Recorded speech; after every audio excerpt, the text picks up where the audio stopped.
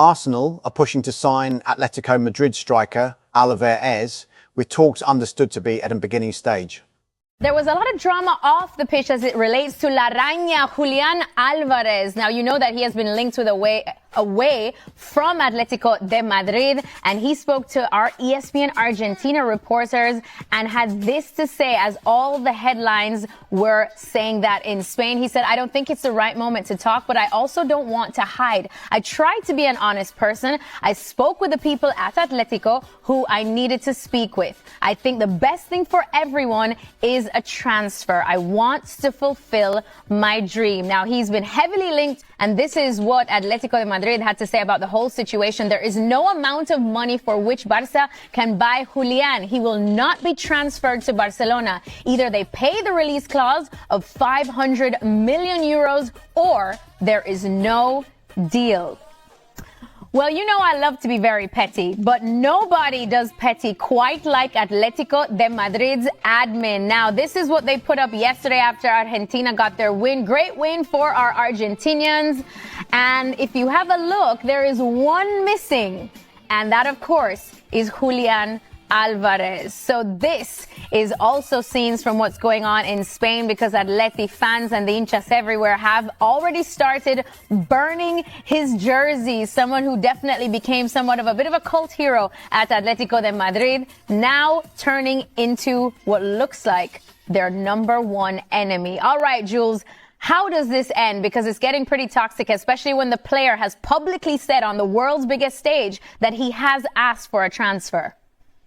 Yeah, I mean, we knew that he asked for the transfer. We knew that there were talks between him and his agent and Atletico a few weeks ago. The problem, I think, if a player really of his caliber really wants to leave, although he's got 4 years left on his contract, let's not forget. I think if you're Atletico, you just think, okay, he doesn't want to be here. There's no point keeping him here against his will. We can find a club, get a lot of money, reinvest that money. Okay, no problem. The issue here is the Barcelona issue. Is because his dream is to go to Barcelona. That Atletico would never sell him to Barcelona unless that release clause, as they mentioned in their post, is triggered.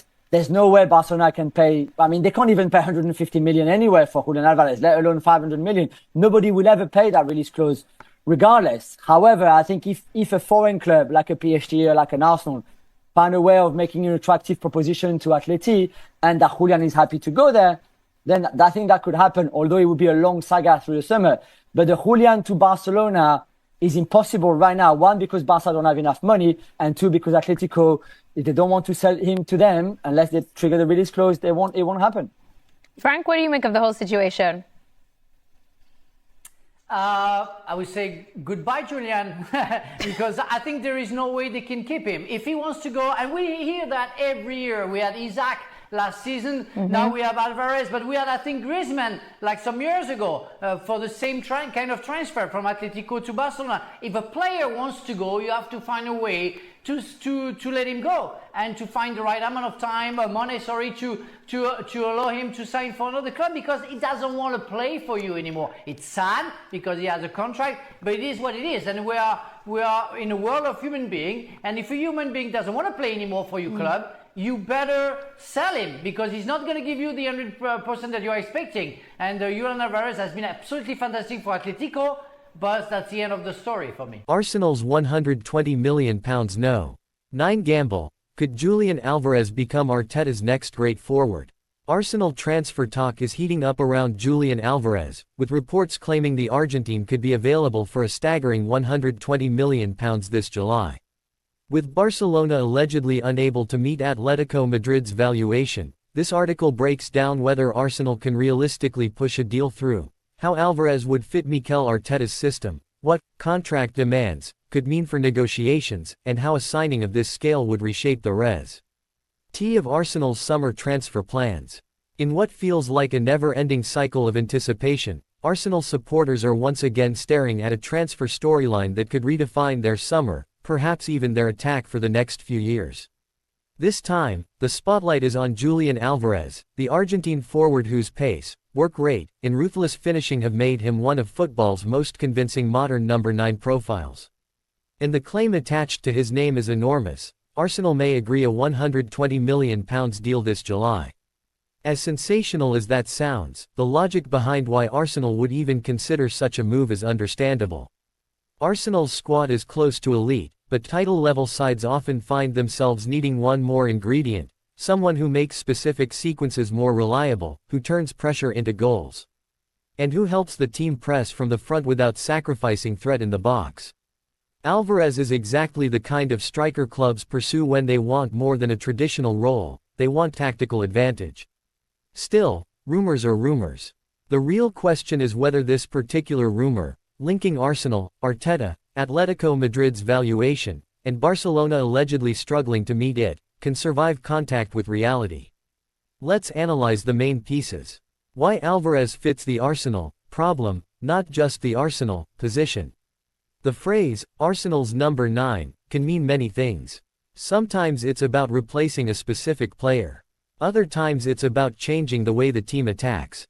Under Mikel Arteta, Arsenal have built a system that thrives on quick combinations in the final third, intelligent movement into half-space pockets, high-tempo pressing, and converting good spells into actual scoreboard outcomes. What Arsenal have sometimes lacked, especially in matches where opponents defend deeply or neutralize their main creators, is a striker who can do everything at once. Arrive in scoring positions naturally, not only through scripted patterns. Make the first touch that speeds up attacks. Press effectively without dragging the team out of shape. And keep attacking even when the build-up stalls. Alvarez's style aligns tightly with that everything requirement. He doesn't just wait for service. He hunts for the next action, triggers pressure in the right moments, and thrives in the chaotic in-between spaces where Arsenal often want the ball to go.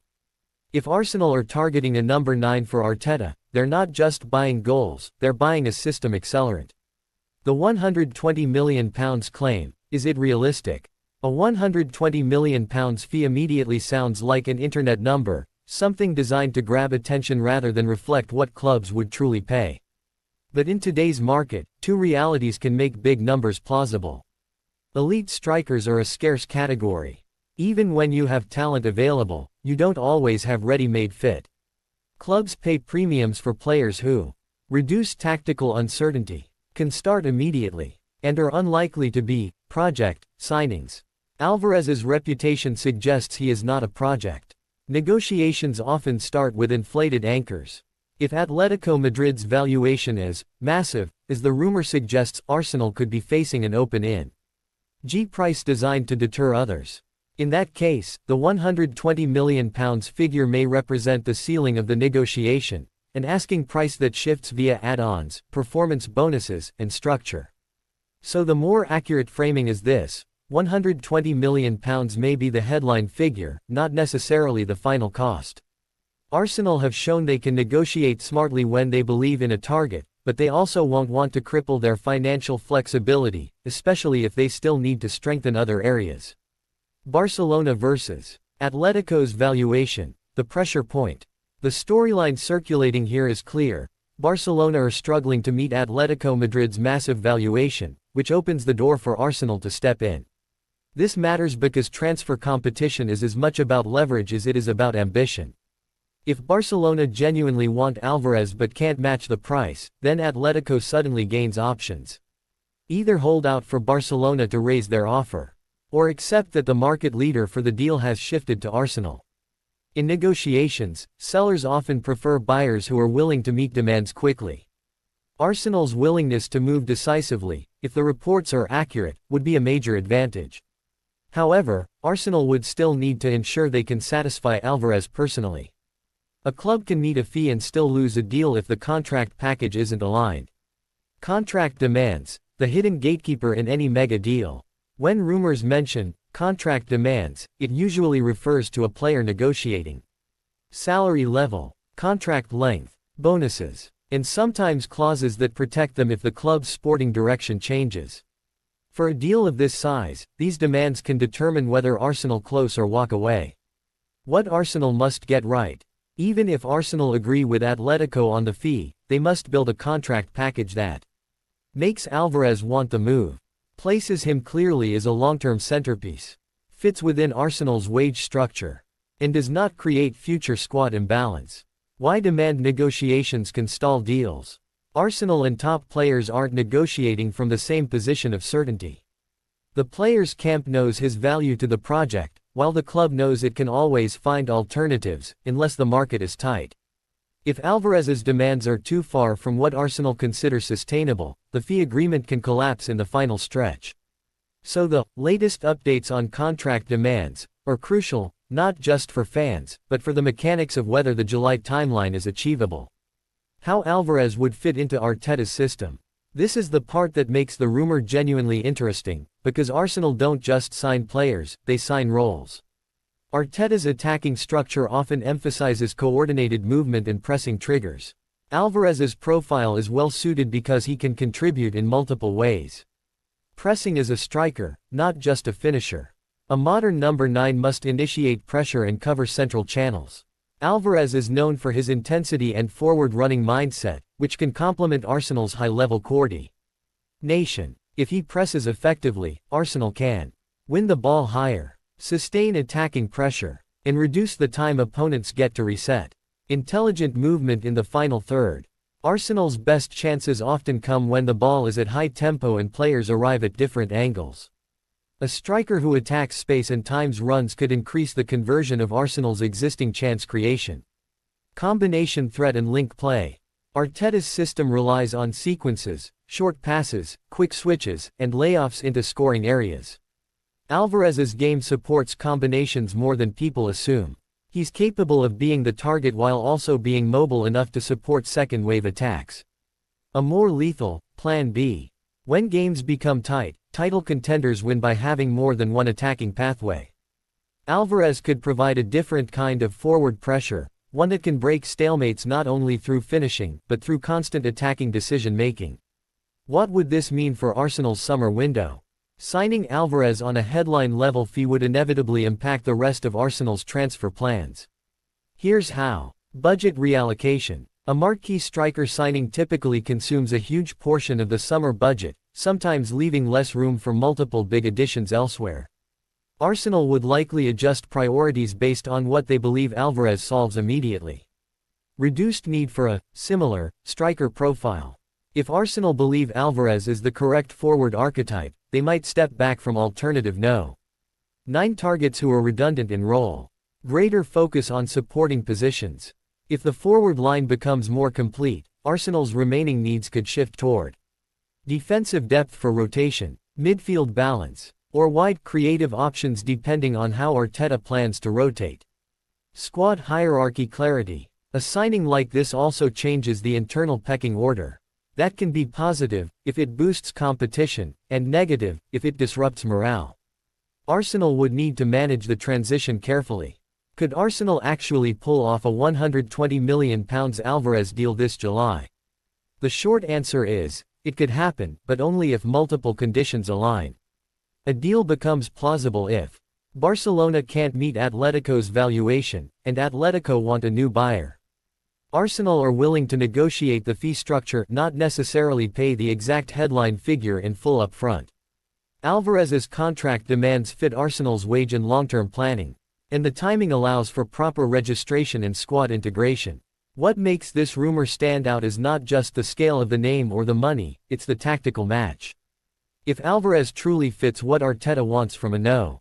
9. Arsenal aren't merely chasing a star, they're trying to secure a forward who can elevate their pressing, their attacking reliability, and their ability to win high-level matches.